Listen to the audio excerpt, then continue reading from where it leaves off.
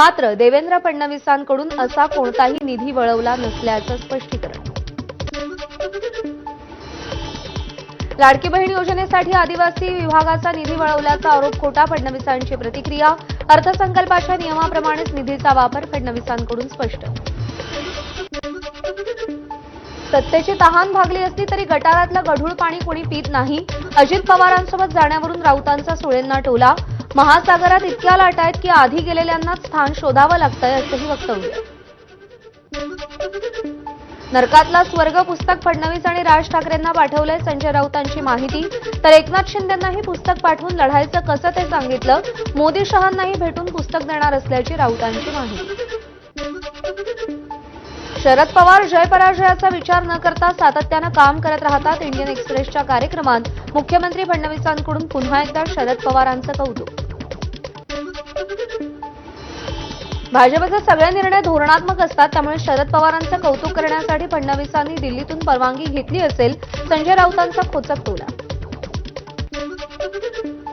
उपमुख्यमंत्री एकनाथ शिंदे आणि अजित पवार दोघेही संवादात चांगले नाहीत। इंडियन एक्सप्रेसच्या कार्यक्रमात मुख्यमंत्री फडणवीसांनी मत व्यक्त केलंय। अर्थात हे दोघेही आपल्याला या मताबद्दल माफ करतील असंही वक्तव्य।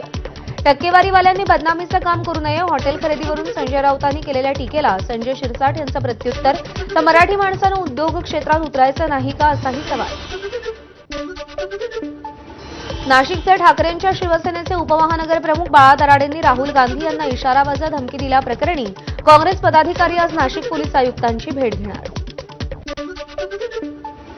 काँग्रेस नेते राहुल गांधी धमकी प्रकरणात संभाजी ब्रिगेडची उडी। राहुल गांधींवर कोणी दगडफेक करत असेल तर आम्ही राहुल गांधींना संरक्षण देऊ, संभाजी ब्रिगेडचे जिल्हाध्यक्ष संतोष गायधनी यांच्याकडून भूमिका स्पष्ट।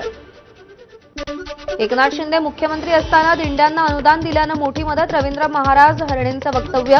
मात्र यावेळी विद्यमान मुख्यमंत्र्यांनी दिंडी अनुदानावर मौन बाळगल्यानं तात्काळ निधी देण्याचा निर्णय घेण्याची वारकऱ्यांची मागणी।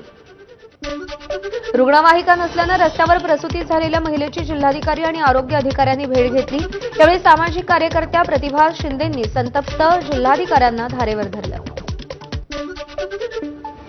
जळगावमध्ये महिलेची रस्त्यावर प्रसूती झाली, त्यावरून संजय राऊतांचं सरकारवर ताशेरे। आदिवासी भागात अशा प्रकारे वारंवार घटना घडतात, मात्र मुख्यमंत्री यावर काहीही प्रतिक्रिया देत नसल्याची राऊतांची टीका।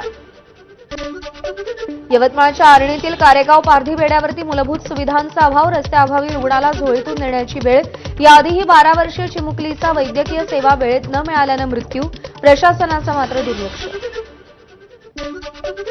उपमुख्यमंत्री अजित पवारांकडून बारामतीमध्ये नुकसानाची पाहणी। 3 दिवसांआधी मुसळधार पावसानं आणि कालवा फुटल्यानं बारामतीत मोठ्या प्रमाणात नुकसान। ज्यांच्या घरात पाणी शिरलं त्या शेतकऱ्यांना 10,000 रुपये